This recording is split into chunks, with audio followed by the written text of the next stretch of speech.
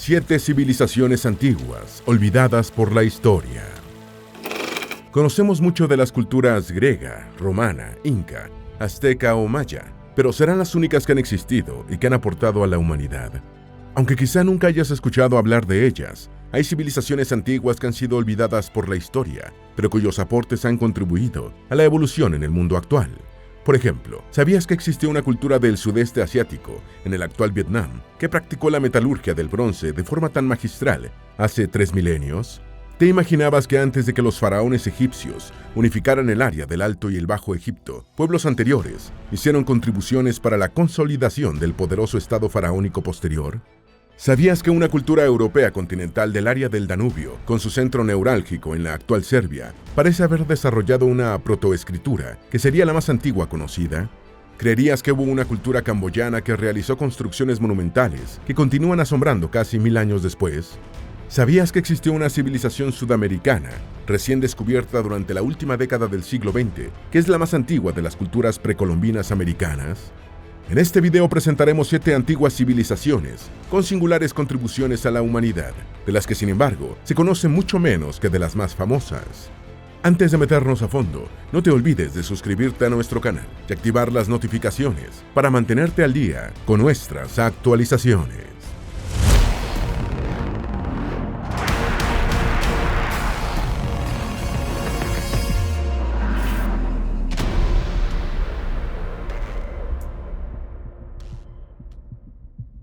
Número 1. Civilización Nok. La Nok fue una cultura del África subsahariana que existió durante unos 800 años, entre el año 500 a.C. y el año 300 de la Era Común, en un espacio de cerca de 78.000 kilómetros cuadrados, en parte de la actual República de Nigeria, desapareciendo sin que hasta ahora se tenga una explicación definitiva.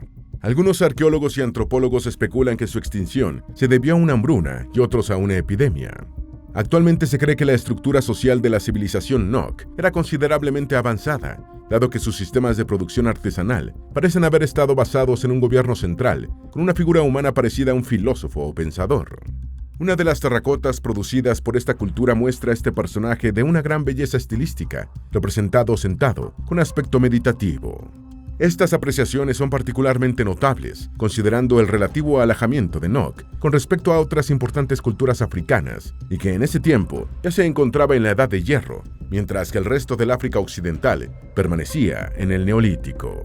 Además, Nok es considerada la cultura más refinada del África subsahariana en el trabajo de la terracota. Lastimosamente, de esta civilización solo se tienen algunos yacimientos arqueológicos, terracotas, forjas de hierro e instrumentos. Algunas teorías ubican a los Nok como un pueblo del África centro-occidental, descendiente de los antiguos egipcios. Esta estimación procede del refinamiento y madurez de sus imágenes de barro cocido, pero por otra parte podría ser una explicación forzada por la escuela antropológica y arqueológica difusionista del siglo XIX para sacar a este singular pueblo de su contexto subsahariano. Hasta ahora no se ha encontrado ninguna evidencia de contacto entre Nok y Egipto, y el vínculo sugerido también ha sido desestimado, con argumentos tanto étnicos como lingüísticos, creyéndose que los Nok hablaban una lengua nigero-congolesa. Hace unos 2500 años, los habitantes de África del Norte fueron empujados hacia el sur por una dura sequía, llegando hasta el Golfo de Guinea y estableciéndose en comunidades costeras. Esta nueva población trajo novedosas costumbres, como la crianza de bovinos y ovinos y el cultivo de cereales. No eran grupos homogéneos porque cada comunidad tenía su propio estilo de cerámica, pero todas conocían la metalurgia del hierro, en un momento en el que África comenzaba a trabajar este metal, siendo la Nok una de las primeras culturas metalurgistas del occidente africano. En el sitio arqueológico de Taruga, Nigeria, fueron encontradas más de una docena de forjas de hierro fabricadas por los Nok. Alrededor del año 500 a.C. se produjo en la costa del África Occidental un aumento significativo de las precipitaciones, que obligó a la población a abandonar las aldeas costeras, instalándose en las mesetas de Nigeria y el área del Golfo de Benín, bañadas por los ríos Níger y Benue, que formaban una red muy caudalosa, actualmente seca. Así surgieron los Nok, cuyo acervo cultural incluye avanzados conocimientos agrícolas y artesanales con un elevado concepto de la estética. Algunos arqueólogos descartan la idea de una cultura homogénea Nok, opinando que se trató de grupos aislados, con algunos rasgos comunes propios del comienzo de la Edad de Hierro africana, y no una única civilización. Las primeras informaciones de Nok se obtuvieron en 1929, procedentes de la meseta de Jos, en la región central de Nigeria, cuando se encontraron restos durante una prospección minera. En principio, los restos desenterrados eran abandonados hasta que en 1932, el hallazgo de un lote de 11 estatuas conservadas, en perfecto estado, cerca de la ciudad de Sokoto, en la frontera con Níger, reveló que se trataba de un descubrimiento relevante. Número 2. Egipto predinástico. Se conoce como Egipto predinástico la época anterior a la unificación alrededor del Valle del Nilo, que se corresponde también con la Edad del Cobre o Calcolítico, cuando se establecieron los fundamentos políticos y las convenciones artísticas que posteriormente darían forma al periodo egipcio de los faraones. Al final de la última glaciación, entre los años 13.000 y 10.000 a.C., el norte de África recibió abundantes lluvias que convirtió un área actualmente desértica en región de lagos y pastizales, en la que prosperaron los cereales silvestres y los animales salvajes, atrayendo importantes grupos de cazadores-recolectores hacia el Valle del Nilo. En su crecida anual, el río arrastraba y depositaba en las zonas bajas un material orgánico muy fértil que con el tiempo dio sustento a una agricultura altamente productiva. Hacia el año 4000 a.C. aparecieron en el Alto Egipto los primeros utensilios de cobre elaborados en frío, y en el Bajo Egipto surgió la cultura de Madi, empezando a desarrollarse la metalurgia en el delta del río, probablemente por su relativa cercanía con el Oriente Próximo. Estos egipcios predinásticos más antiguos comenzaron a dominar las crecidas del río con canales y diques, lo que favoreció el sedentarismo, y desarrollaron una cerámica muy pulida, de color opaco o pintada. Hacia el año 3500 a.C., la cultura gersense se extendió por todo el Alto Egipto, haciendo llegar su influencia hasta Libia, Siria, Mesopotamia y Elam. En esta época empezó a desarrollarse la jerarquización política y social que se afianzaría posteriormente. En El Kab, uno de los principales yacimientos de la cultura gersense, se encontraron los ejemplos más antiguos de lo que después serían los templos egipcios. La cerámica de esta época empezó a decorarse con imágenes de personas, plantas, animales y barcos. La metalurgia del cobre, el oro y la plata quedó implantada y era utilizada para fabricar herramientas y objetos religiosos y suntuarios, y la imagen de la diosa Hathor empezó a ser habitual. El alabastro, la pizarra y el lápiz lazuli eran utilizados para elaborar objetos de uso cotidiano y adornos. Los enterramientos de esta época ya sugieren la existencia de una sociedad estratificada, con una casta sacerdotal controlando la región y la producción de alimentos. Durante el periodo predinástico reciente, entre los años 3300 y 3050 a.C., una época llamada semaniense estaba implantando el culto a Horus en el delta del Nilo y a Set en el Alto Egipto. Al final de esta etapa, la élite dominante creó un sistema administrativo territorial centralizado que daría origen al Estado faraónico. Los reyes del Alto Egipto empezaron a ostentar una corona blanca y la localidad de Negen fue consagrada como la ciudad santa de la diosa buitre Nekhbet. La principal ciudad del Bajo Egipto era Buto, cuyos reyes portaban como símbolo una corona roja. Se cree que la unificación dio sus primeros pasos cuando los reyes de Negen empezaron a dominar a los de Buto y el delta. La tradición egipcia, recogida por Manetón, historiador y sacerdote del siglo III a.C., sostiene que la unificación del país fue realizada por el rey Menes. Según algunos egiptólogos, la paleta de Narmer, una placa de pizarra tallada con bajos relieves, descubierta en 1898, simboliza la unificación de Egipto. En una cara de esta placa aparece el rey del Alto Egipto, Narmer, con su corona blanca, golpeando con un mazo a un hombre arrodillado, que probablemente simboliza al Bajo Egipto. En su otra cara, la placa muestra a Narmer con la corona roja del Bajo Egipto, supervisando decapitaciones. Número 3. Civilización Vinca. La cultura vinca o vincha fue una de las primeras de Europa continental, desarrollándose a lo largo del Danubio entre el sexto y el tercer milenio antes de Cristo, en territorios de las actuales Serbia, Bulgaria, Rumania y Macedonia, aunque sus huellas se extendieron por los Balcanes, Europa Central e incluso Asia Menor. Se han encontrado varios pueblos bien organizados de esta cultura, con cerámica, imágenes antropomorfas y zoomorfas, y objetos con signos de una posible protoescritura, que sería la más antigua conocida. Aunque la civilización vinca perteneció al Neolítico y no ha sido considerada parte de la Edad del Cobre, los restos más antiguos conocidos de la metalurgia de este metal corresponden a esta cultura. Obtuvo su nombre del pueblo serbio de Vinca, situado a orillas del Danubio, a 14 kilómetros de Belgrado, que cuenta con uno de los asentamientos neolíticos más grandes y significativos de Europa Oriental, descubierto en 1908 por el primer arqueólogo de Serbia, Miloje Basic. A comienzos del siglo XX, los arqueólogos de Europa Oriental creían que la cultura vinca había surgido unos 2700 años antes de Cristo, pero la posterior datación por radiocarbono indicó que había sido muy anterior, obteniéndose evidencias de su existencia en el sexto milenio antes de Cristo. Ya en ese tiempo, la civilización vinca cubría la parte central de los Balcanes, limitada por los Cárpatos al norte, el valle de Skopje al sur, la llanura de Sofía al este y Bosnia al oeste. Gracias a los esfuerzos de Basic, entre los años 1908 y 1934 fue excavada la parte más importante del Vinca prehistórico. Aunque su labor fue interrumpida varias veces por las guerras de los países balcánicos contra el Imperio Otomano, la Primera Guerra Mundial y los problemas para financiar los trabajos. Sin embargo, el arqueólogo recibió ayuda del Instituto Arqueológico de Rusia Imperial, reuniendo una gran colección de objetos actualmente diseminados por universidades y museos de todo el planeta. Vinca se caracterizó por agrupaciones de casas rectangulares de barro y madera, con varios aposentos, uno de los cuales, en el centro, contaba con un horno para el pan. El punto inicial de Vinca puede considerarse neolítico, la siguiente etapa fue calcolítica y la última etapa llamada Vinca Plotnik tomó su nombre por un escondrijo de objetos metálicos de la Edad del Bronce. Uno de los elementos más distintivos de Vinca es su cerámica oscura, con decoraciones acanaladas y en relieve, así como pequeños ídolos de piedra y barro con rostros de cabezas de aves. Durante la etapa Vinca Plotnik fue explotada la mina de Rudna Glava, conservándose pozos principales y secundarios, con sus ramificaciones laterales que seguían las vetas de malaquita. Las evidencias arqueológicas, como herramientas de asta y más de 100 martillos de piedra con estrangulamiento para enmangar, se mantienen tal como fueron abandonados por los mineros y fabricantes de la Edad del Cobre, lo que ha permitido conocer cómo hacían la minería. Las rocas con los minerales a explotar eran calentadas con hogueras y a continuación agrietadas con agua fría que se almacenaba en tinajas. Luego se introducían en las grietas unos picos de astas de ciervo para terminar de roturar las piedras. Finalmente el material era desmenuzado con martillos mineros antes del trabajo metalúrgico. Número 4. Imperio Angkor o Khmer. El Imperio Khmer o Angkor fue un poderoso reino que se desarrolló entre los siglos IX y XV en el territorio que actualmente es asiento del Reino de Camboya, en el sudeste asiático, aunque también comprendía espacios de los actuales Tailandia, Vietnam, Laos y partes de Malasia y Birmania. El imperio surgió tras la división de los reinos de Chenla y Funan y tuvo como epicentro la ciudad sagrada de Angkor, al norte del lago Sap, actualmente ciudad de Siem Reap. La enorme riqueza cultural y arqueológica de Angkor y su impresionante esplendor constituyen la principal inspiración de los jemeres camboyanos y de los países circundantes.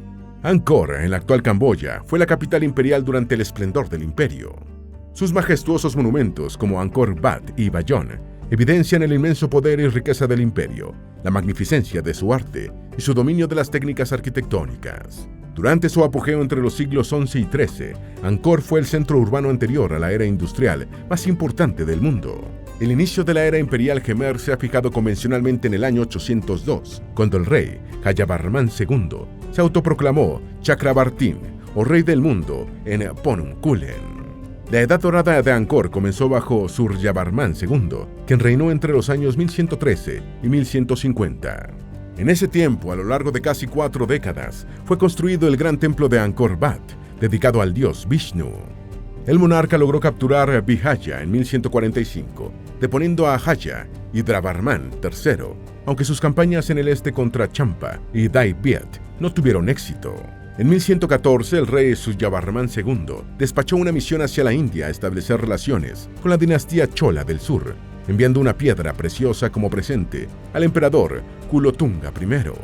Después del apogeo Khmer, marcado por el reinado de Suryavarman II, vino una sucesión de reyes de breves reinados, casi siempre derrocados por sus sucesores. En 1177, Angkor fue ocupada y saqueada tras la batalla naval del lago Tonle Sap, en la que una flota Cham, comandada por Jaya y Dravarman IV, derrotó a los Khmeres y ejecutó a su rey.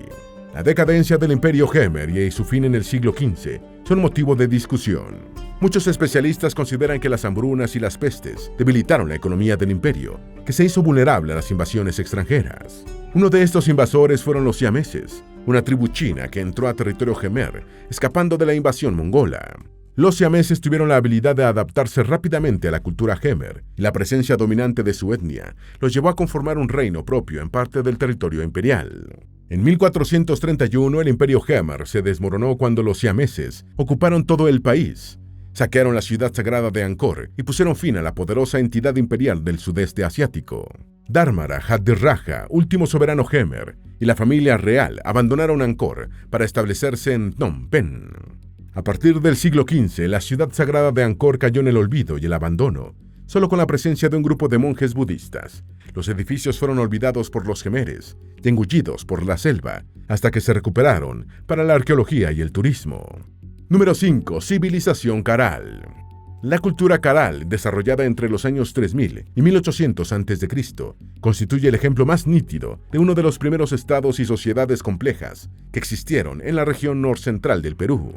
Esta región incluye los valles costeños desde la Santa hasta el Chillón, las vertientes andinas de Huaylas y el antiplano de Junín, junto con las cabeceras de los ríos amazónicos Marañón, Huallaga y Ucayali.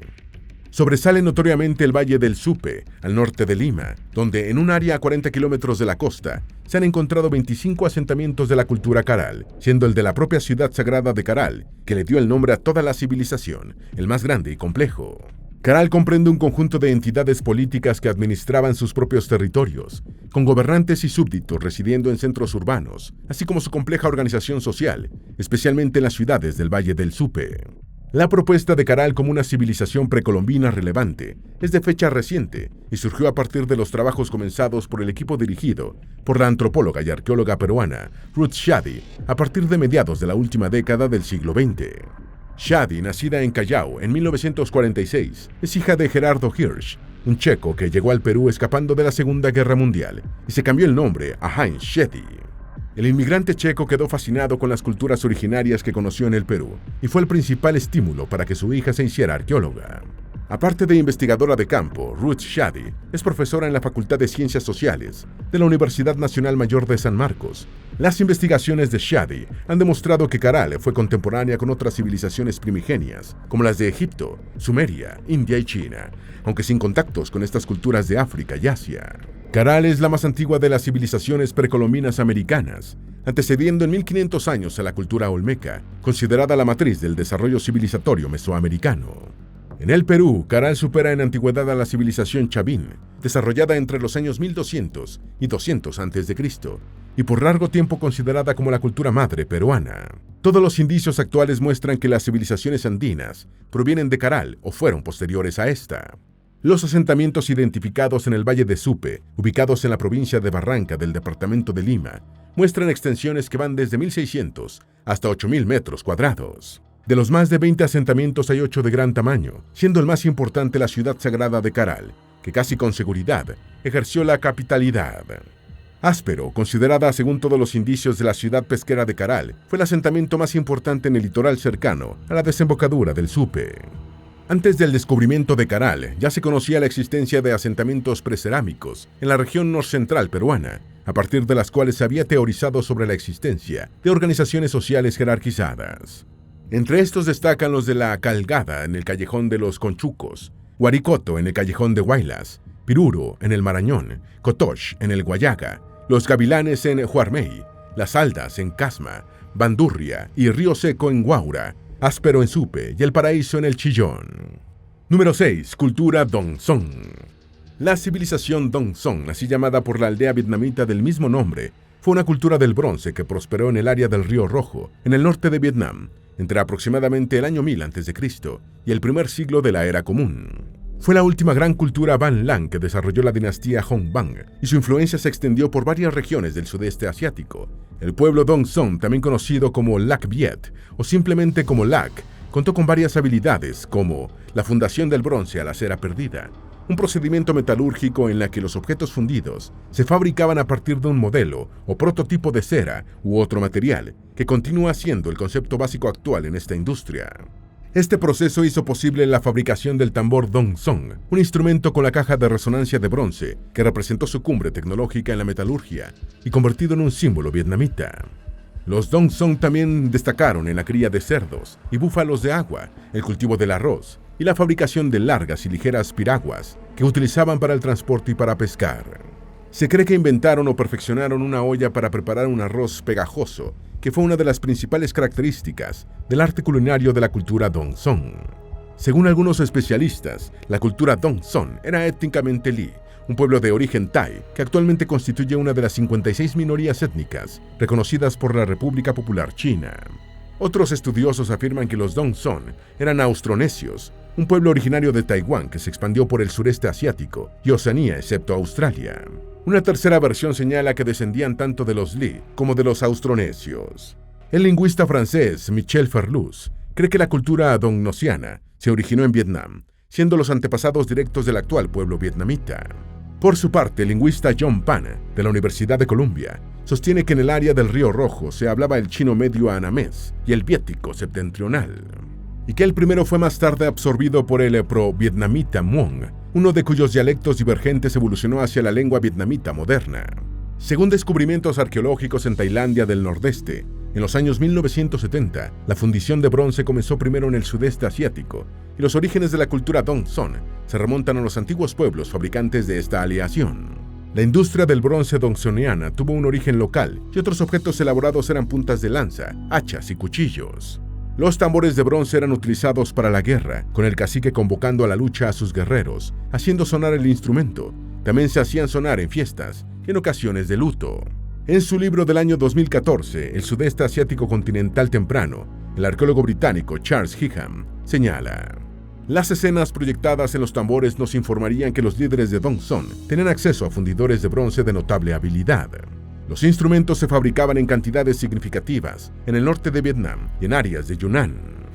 Un tambor encontrado en la ciudadela fortificada de Col Lau, un sitio arqueológico cerca de Hanoi, pesa 72 kilogramos, lo que implica que en la fabricación de la aleación se pudieron haber utilizado hasta 7 toneladas de mineral de cobre.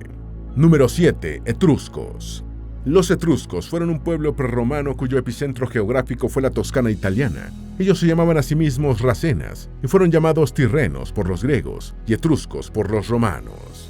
Los primeros signos de su civilización datan de cerca del año 900 a.C., desarrollada a partir de la cultura proto-villanovena, que prosperó a finales del Bronce en la misma región.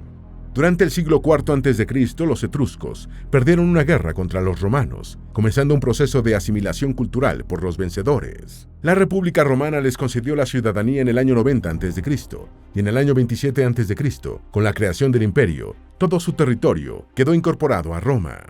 Durante su apogeo, los etruscos se expandieron hacia Umbría y hacia el Lacio y el norte de la Campania, donde chocaron con los griegos de la Magna Grecia, y en el sur ocuparon el valle del Po. Gracias a su poderío naval, establecieron colonias en Córcega y Cerdeña, aunque hacia el siglo V comenzó su proceso de debilitamiento, al tener que enfrentar militarmente a los celtas por el norte y comercialmente a los cartagineses por el sur. Su derrota definitiva frente a Roma se vio facilitada por esos otros conflictos, aunque Etruria nunca fue un estado consolidado, sino más bien una débil confederación de ciudades de tamaño intermedio. Sin embargo, fueron en varios sentidos los herederos del mundo helénico y los predecesores de Roma, legando sus notables innovaciones en la arquitectura naval y las técnicas militares que hicieron los etruscos del pueblo dominante del norte y el centro de la península itálica desde el siglo VIII a.C. hasta su caída frente a los romanos. No se sabe exactamente dónde se originaron los etruscos, y existen 3 teorías. Una postula que eran oriundos de la península itálica, otra que llegaron desde Lidia, y una tercera que los sitúa como un pueblo de origen nórdico. Estudios genéticos recientes inclinan la balanza hacia su origen autóctono en la península itálica. Políticamente conformaron la llamada Liga Etrusca, una entidad que llegó a federar 12 ciudades unidas, fundamentalmente por lazos religiosos. En la cima de su pirámide social estaba una oligarquía terrateniente, luego una plebe libre en relación clientelar con la clase oligarca y una gran cantidad de esclavos, principalmente en la producción agraria y en los hogares.